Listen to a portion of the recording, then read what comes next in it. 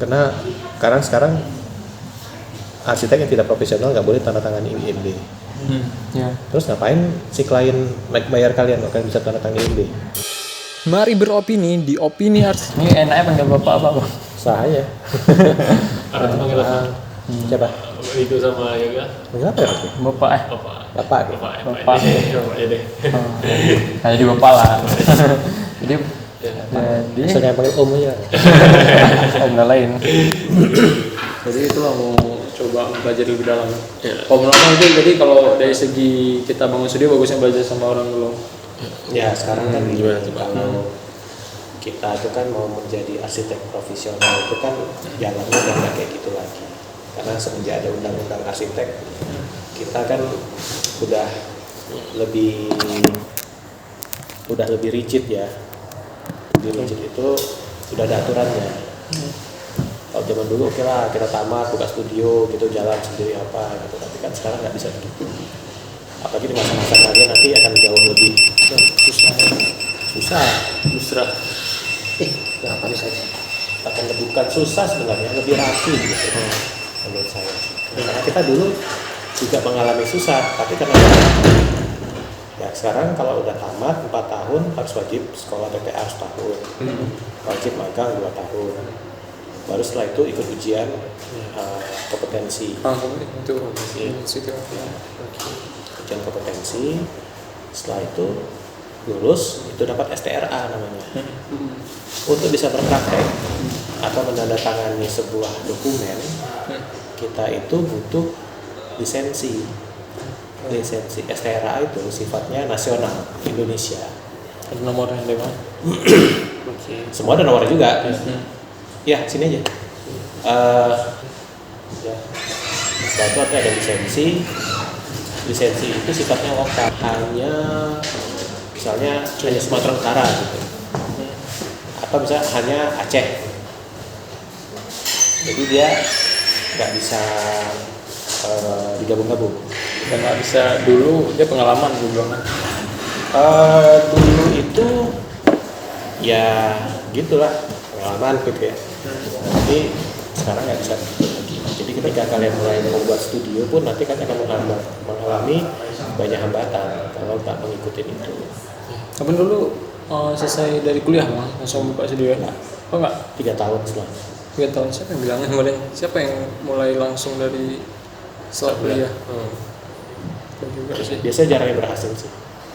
Karena memang ada beberapa yang bisa. Tapi banyak trial errornya.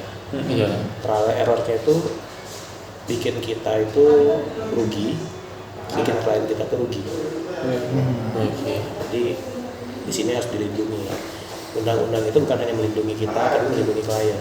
Juga. Bahwa ada arsitek-arsitek yang tanda kutip mulai jadi arsitek misalnya berpraktek ya sama kayak jadi malpraktek gitu kalau kayak kedokteran.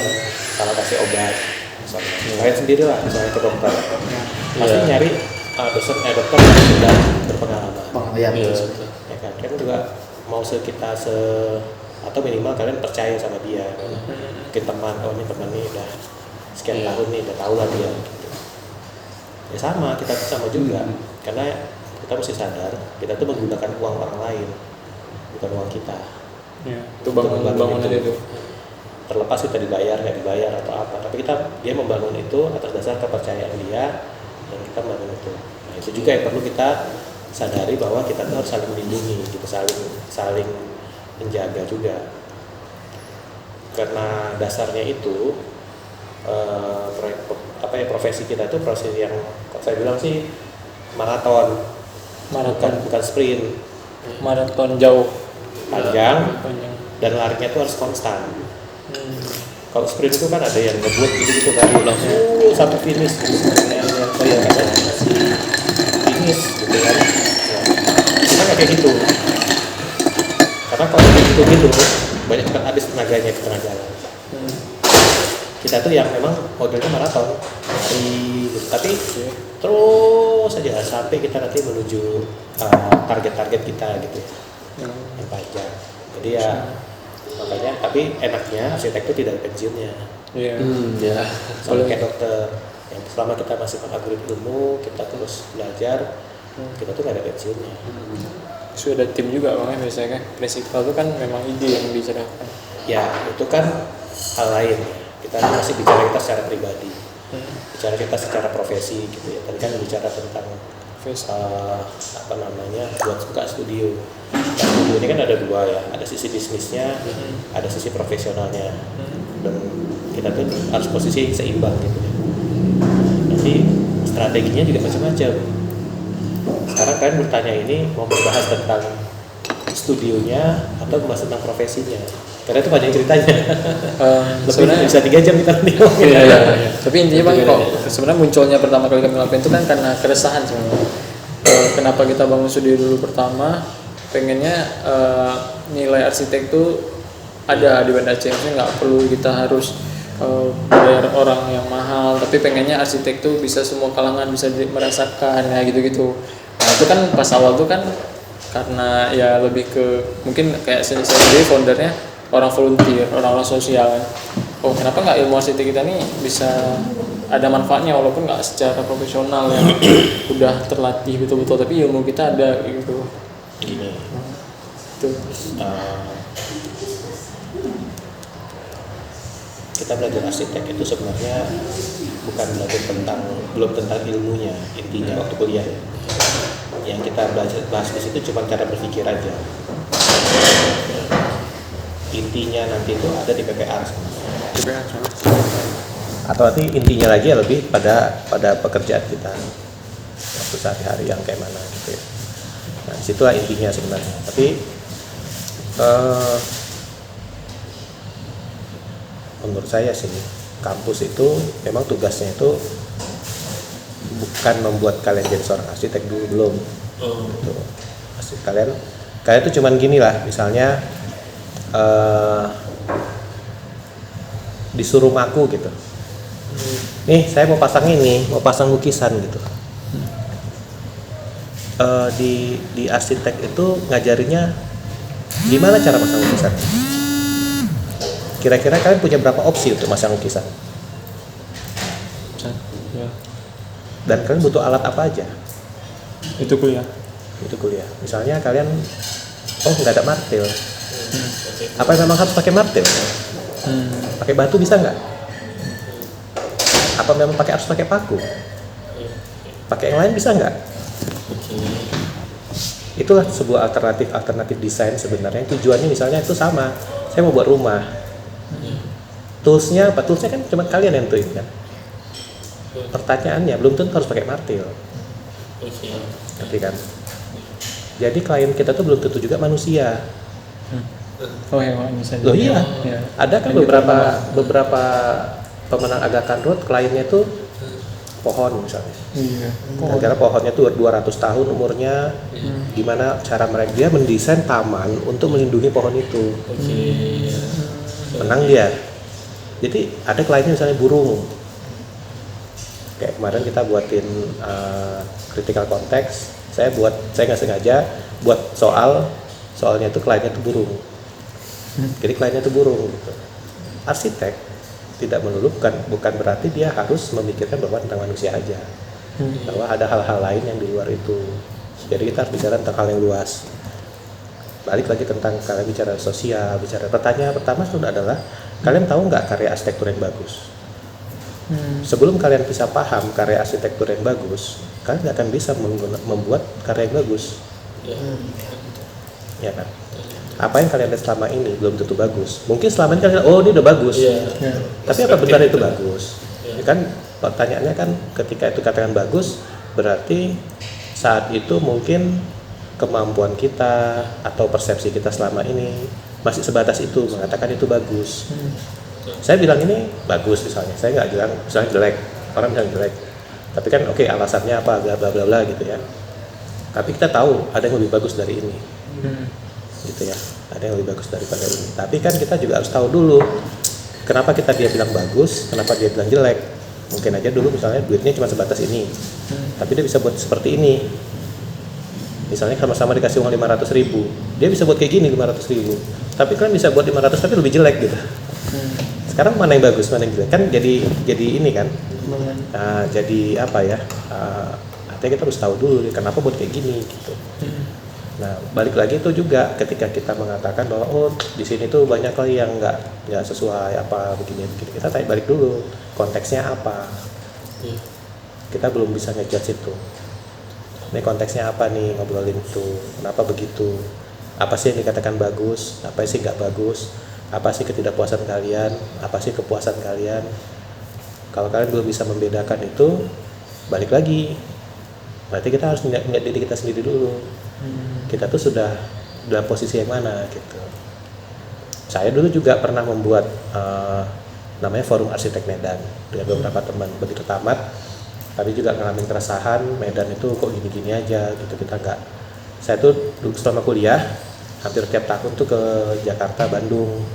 Saya ngelihat tuh teman-teman di sana tuh diskusinya bagus, apa ya, gara-gara itu saya tuh ngerasa aduh balik ke Medan tuh kok kering kali ya gitu, kayak nggak ada teman diskusi. Kita teman-teman saya angkatan, ada beberapa teman saya yang bagus, yuk kita jalan-jalan, ayo kita lihat gitu. Maksudnya setelah kita keluar, kita melihat yang lain gitu ya, kita berdiskusi dengan teman-teman. Di situ saya kelas tingkat 3 saya udah ketemu Andra Matin. Udah ngobrol-ngobrol sama Andra Matin di situ. Andra Matin masih belum masih baru keluar dari kantor lamanya, dia buat proyek baru, kayak datang ke proyeknya. Di situ udah ketemu Ahmad Juhara, apa, udah ngobrol-ngobrol gitu. Bentar Mas, ini orang ini dia satu tim Aripai, cuma bukan arsitek. Oh bukan arsitek. Aripai yang arsitek. Oh jadi arsitek sih, kalian pendamping. Oh Enggak, berarti. ini tim Aripai. Tapi kalau ini lagi main-main juga sama kami. Oh ya sorry, saya tadi kelihatan arsitek semua. Andra Martin itu arsitek terkenal juga. Iya, pernah tahu, Belajar. tahu kan, cuman tahu itu aja. Saya kan tawatan dari mana? Agrotek pertanian. Tapi dia mau jadi arsitek Apa? juga. Agroteknologi pertanian. Oh ya. Oh kamu? Saya komputer. Komputer. Oh ya. Di Malaysia. Ya. Jadi sorry lah ya. Ya, tapi Andra Martin tahu tadi. Ya dia bicara itunya konteksnya itu begitu. Betul. Ya, sebenarnya kita bicara secara umum lah ya. Ilmu apapun ya begitulah. Kita kan kebetulan aja ada hubungannya dengan seni, ada hubungan dengan keteknikan. Ya udah gitu, waktu saya pun kami dengan teman-teman buat Forum Arsitek Medan gitu, berangkatnya dari keresahan juga, berangkatnya dari apa ya, hal yang kita rasa nggak puas lah gitu ya. Yang kadang kala itu kita juga nggak melihat arsitek Medan tuh mana ya gitu. Kepuasan itu ketika mungkin waktu itu saya ngelihat teman-teman di Jawa tuh, karyanya keren-keren ya kayak gini gitu ya. Saya dengan Medan kok jelek gitu ya gitu. Maksudnya di situ saya merasa bahwa ada yang lebih bagus nih dari yang saya lihat di sini gitu. Dan saya bisa nggak puas. Apa yang nggak puas tuh? Terus kita melihat bahwa kayaknya kita ini ya gitu, kalau kita ngundang-undang arsitek dari Jawa untuk ngobrol, kasih masukan atau apa. Dan dulu kan sosial media belum ada ya. Saya kan cuma tahun 2001 saya tamat gitu ya. Jadi ya gitu kan belum ada sosial media pasti. Buku-buku juga susah. Saya dulu fotokopi buku lah kalau di sana, fotokopi perpustakaan di sana, atau punya teman-teman di sana fotokopi. Itu bacaan lah. Buat bacaan. Dulu sempat baca, sekarang nggak sempat baca. Iya, banyak kegiatan. Terus ya itu parah juga sih sebenarnya, nggak boleh. Kalau kita arsitek, buku tuh kok baca emang maksudnya kok apakah itu sangat penting atau Penting gimana? sih. Untuk tambah-tambah. Arsitek memang apa Kita harus baca di buku tuh kita dapat ya bukan buku sebenarnya sih, kita banyak membaca buku, banyak hal ya. Kadang-kadang bukan tentang arsitek aja sih, kalau saya sih sekarang udah nggak gitu suka baca buku arsitek. Karena semakin lama kita arsitek itu bahasanya itu hal-hal yang berkaitan dengan apa aja sih gitu. Misalnya apa yang tertarik, saya suka sejarah, baca sejarah. Saya suka tentang teknologi dikit, baca teknologi. Terus kadang-kadang baca tentang ekonomi gitu. Ya sama lah, kayak misalnya membuat sesuatu, mulai sesuatu gitu kan. Ya baca tentang ekonomi juga gitu kan, pergeseran, disrupsi gitu-gitu.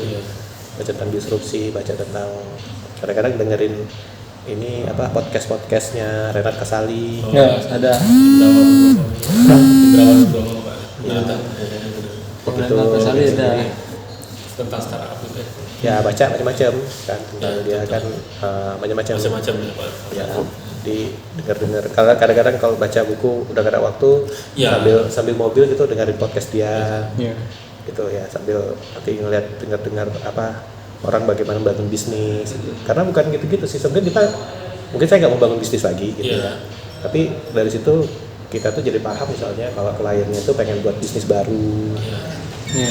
klien pengen buat kafe baru misalnya, kita paham core bisnisnya juga kan. Ya, ya jadi itu juga dulu kan ada kalau kadang-kadang yang di Banda setahu saya kan jadi kalau ada yang mau desain mereka yang penting permintaan dia aja tapi dia nggak memperkirakan bisnisnya siapa segmen pasarnya karena desain akan mengarah ke sana nanti. Pasti. Nah, itu juga yang jadi ini ya. Tapi nah ilmunya kan sebenarnya arsitek itu ilmunya besar, lebar gitu ya. Bisa kemana-mana. Saking kemana-mananya tuh kita banyak tahu. Itu repotnya itu kita jadi kayak sok tahu kadang-kadang. Nah, jadi bebannya arsitek yang seringnya akhirnya mengkhususkan diri. Udahlah khusus di rumah tinggal aja. Ya. Atau khusus di restoran aja. Karena memang ilmunya kan besar Luas sekali. sekali. Gitu ya. Maka sampai itu kan bisa dibagi-bagi. Yang buat sukanya buat rumah sakit aja gitu. Iya. Karena Kalau udah paham, udah pakem. Udah pakam, dan itu memang dia sudah ahli di situ dan sedikit juga begitu. Ya sebenarnya makin mengkerucut ya, makin khusus gitu. Kalau Simondo ini fokusnya apa? Kami itu sebutnya apa ya? Hospitality lah. Hospitality. Nah, jadi ya rumah, misalnya restoran, hotel gitu-gitu ya. Gitu sih. Pun nggak menutup kembunan, kami ada juga kerja misalnya kantor, showroom gitu ya ada juga. Tapi itu berkaitan dengan itu kami hospitality. Karena kita tuh di situ tuh lebih bisa ngulik-ngulik aja gitu. Kalau di tempat yang misalnya kayak rumah sakit gitu, terlalu rumit. Ya, Maksudnya bukan terlalu rumit ya, satu rumit, yang kedua kita butuh waktu lagi belajar. Karena itu juga nggak gampang. Salah satu proyek di arsitektur yang paling susah itu rumah sakit. Ya, emang limbah darah, Semua busuk, itu paling susah. terus kedokteran juga banyak kali ya. Ya kebutuhan masing-masing beda-beda gitu, jadi rumit lah. Iya. Kalau caranya orang yang nggak sakit jadi gitu kan. Ya. Buat tambah sakit lagi gara-gara ruangan. Kalau kami nih bang, kan tadi berangkat di keresahan. Kami juga udah mulai sadar kalau memang kayaknya kita butuh belajar lebih banyak gitu. Tapi kalau untuk tahap awal yang kami harus lakuin kan belajar satu kan di tempat orang. Tapi kalau untuk bisnis yang udah kami bangun mungkin ada saran nggak? Saya diapain gitu. Misalnya kami berpikir ini tetap berjalan cuman dengan level yang Bisa aja, tapi semua bisnis itu harus fokus ya. Kita tuh karena dengan fokus kita tahu kekurangan kita di mana, kelebihan kita di mana. Itu aja. Misalnya kafe gitu. Atau ayam penyet lah kita bilangnya. Ayam penyet tuh semua orang buat ayam penyet. Nah, terus apa kelebihan ayam penyet kita? Gitu-gitu aja kan samanya. Kafe gimana kelebihan kafe kita dibandingkan kafe yang lain? Apa kekurangannya, apa kelebihannya? Kalian buat kayak gini tuh misalnya apa yang kan sudah pengen punya pasarnya di mana? Apakah di Aceh aja? Apakah masuk Sumatera Utara atau masuk lebih lebar? Atau kan punya target yang lebih luas atau apa gitu. Saya lihat kalau yang di itu kan sudikan ya kayak ya mungkin ada yang bukan begitu kayak si jurnalis ya. Jurnalis. Dia sampai nge-review ada proyek kami juga. Tapi dia udah lumayan tuh sekarang dia kan udah dibayar gitu kan. Udah jurnalis buat seperti itu, terus macam gitu ya. Ya kayak mungkin kayak saya nggak tahu ya, mungkin arahnya kalian kemana sih sebenarnya? kalau kami sebenarnya lebih ke core bisnis tuh arsitek segala kalangan. Kita kalau bisa tuh menyelesaikan bukan orang-orang yang punya duit, tapi orang yang biasa aja atau berbagai kalangan, berbagai profesi itu bisa gunain jasa kita sebagai arsitek gitu. Dan emang terfokus sih kalau arsitek itu kan, apalagi di Aceh loh. Mungkin abang masih udah tahu lah ini. Tahu, saya banyak kerjaan proyek di Aceh juga. Jadi kan Aceh itu kan sedikit sempit gitu makna arsitek tuh. Ya. Itu yang Kan Usia. Ya, tapi ini ITM. Nah, Malaysia. Oh, udah. kayak ITN. Kayak ITN. Ya, apa namanya? Ya ada keuntungannya kalian di daerah-daerah seperti itu. Belum banyak persaingan.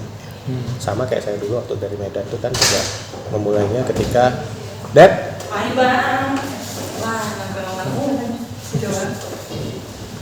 Jadi kami juga ketika itu bukan nggak banyak saingan, ada banyak. Tapi ketika kita sudah memulai duluan,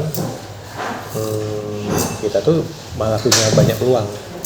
Ya, kita punya banyak range, punya banyak ini ya, jadi tahu mau kemana lah arahnya gitu. Berarti ada positifnya nih. Ya pasti gitu. Kalau misalnya makanya saya bilang sama siswa-siswa atau mahasiswa yang kuliah di luar, kan balik kampung aja. Kalau kalian mau bertahan di Jakarta misalnya atau di Bandung atau apa, fight-nya pasti jauh lebih Keras. banyak yang lebih jago dari kalian atau setara. Tapi kalau kalian balik ke sini bisa jadi kan salah satu yang paling jago gitu. Iya sih. Ya kan? Tapi jangan putus asa soal itu. Tinggal kan bisa mungkin mulai menentukan arahnya ya. Artinya yakin aja gitu dengan pilihannya bahwa mungkin kalian berbeda. Ya nggak apa-apa karena kalian berbeda, makanya kalian dipilih. Tapi kalau kalian sama dengan yang lain-lain untuk apa? Itu aja sih sebenarnya. Makanya tadi kalau saya bilang apapun bisnisnya sebenarnya pada prinsipnya sama kok. Pada prinsipnya sama. Kekurangan, kelebihan, SWOT itu apa? Itu aja sebenarnya. Ini kan prosesnya kami perlu belajar nih Bang. Perlu belajar untuk arsitek yang lebih bagus. Ya. Nah, tapi ini kita udah mulai nih prosesnya nih. Udah 3 tahun gitu. Menurut kalian ada perkembangan nggak? Nggak terlalu agak stagnan sih. Nggak terlalu Kenapa? Proyeknya ya selalu matang. terasnya Oh, ya karena itu kalian harus belajar dulu. Jangan untuk saat ini sekarang sih jangan otodidak lah. Kalau saya saran saya. Oh, kamu kan arsitek, mending inilah ambil PPR. Ya. Karena sekarang arsitek yang tidak profesional nggak boleh tanda tangan IMB. Ya. Terus ngapain si klien bayar kalian kalau kalian bisa tanda tangan IMB? Sementara kalian nanti mesti manggil arsitek lain, misalnya saya, kalian harus bayar sama saya dulu. Ya. Biar saya tanda tanganin. Kayak Terus kalau kemarin- misalnya saya rasa gambar ini nggak cocok, saya suruh ganti gimana? Iya. karena Ya, lama-lama sih klien nanti mikir, terus jadi ngapain aku bayarin dia gitu? iya sih Langsung aja dengan yang ya, nah. Mungkin ya 1-2 tahun ini masih bisa lah kita kong kali kong ya. Masih dalam masa transisi, tapi saya rasa maksimal 1 tahun aja nih, masih 1-2 tahun tuh ya. Tahun depan tuh udah makin ketat lah. makin ketat lagi, udah makin ini makin lama. Medan aja udah keluar lisensi di Sumatera Utara. Jadi bukan hanya STRA yang dibutuhkan, lisensi. Ini mau ujian lisensi lagi. Udah kayak dokter. Ya tapi lisensi itu melindungi sebenarnya. Misalnya saya ada proyek di Aceh, saya nggak bisa. Saya harus kerjasama dengan arsitek Aceh Oh gitu. untuk menandatangani gambar. Oh nggak boleh lagi. Nggak boleh. Dari mana? Kan nggak boleh. Saya bisa ujian lisensi di Aceh sih. Baru bisa saya berpraktek di situ. Oh berarti bisa di setiap daerah Bisa. kita ujian. Kita ujian lisensi. Kalau banyak ujiannya boleh. Boleh. Oh, boleh. Kita ikutin. Nah, tapi kan belum tentu sanggup nggak ikutin Ya, aja. capek. Nah, kita memperpanjang lagi kan, harus ikutin terus. Ada perpanjangan berapa Oh, lama? pasti. Seper Berapa ya? Nggak tahu per 3 tahun, per 5 3 tahun. tahun. panjang asal pada ada karya juga. Oh pasti. Ya nggak tahu sih. Nanti kita akan ikut ujian lagi. Ke ujian lagi berarti ya. Ujian dan apa portfolio dan macam-macam. Dan kayaknya ada rekomendasi juga kayak. Oh, Oh dari rekomendasi ini. Oh, ribet. Emang harus gitu ya. Harus gitu sebenarnya itu sama kayak di Singapura apa di mana. Tujuannya untuk apa? Kalau lisensi itu. Lisensi itu tujuannya itu memang melindungi arsitek di daerah. Dari apa kan dari luar misalnya. Arsitek kita asing termasuk arsitek dari luar daerah. Kita itu Indonesia tuh luas lah. Indonesia luas. Ragam budaya beda-beda. Sekarang arsitek dan arsitektur itu cenderung seragam. Desain-desainnya gitu-gitu aja. Gara-gara Pinterest atau nengok dari mana. Ya. Nengok Instagram sama gitu ya. Jadi orang itu udah nggak paham lagi dengan kelokalannya. Ya. Lisensi itu ujiannya itu membahas tentang lokalitas. Berarti lebih ke budayanya.